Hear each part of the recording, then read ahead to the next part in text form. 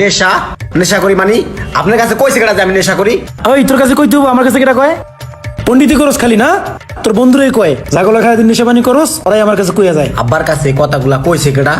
আমার মনে হয় বেল্লালি কইছে, কারণ বেল্লালি আব্বা 10,000 টাকা দেন দি। টাকা? কিসের টাকা? কালকে না তুই 5,000 টাকা নিলি, ওই টাকা কই? ওই টাকার হিসাব দে আগে। ওইটা তা করছি, একটা কাম করছি। তুই কি কাম করস আমি ভালো করে জানি, টাকা দিয়ে গেলে নেশা করস। তুই ভালোই যা কইলাম, তোর মাংসের তে আড্ডি আলাদা কইলাম। নেশা নেশা করি মানে আপনার কাছে কইছে কেডা যে আমি নেশা করি? ওই তোর কাছে কই তুই আমার কাছে কেটা কয়?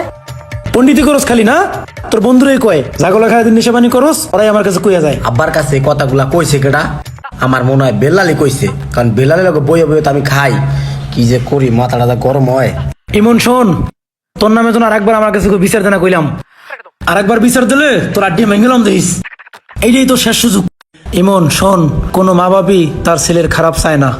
আমি চাই তুই ভালো ভালো মানুষের লগে চল, নেশা পানি এগুলো বাদ দে, এখনো সময় আছে, জীবনে অনেক কিছু বাকি আছে। তুই যদি ওর লেখাপড়া বাদ দিয়া নেশা করে তোর জীবনটা শেষ করে দেয়, তাহলে তোর ভবিষ্যতের কি হইব? তোর ওই খারাপ বন্ধু লাগার চলা যাবো না।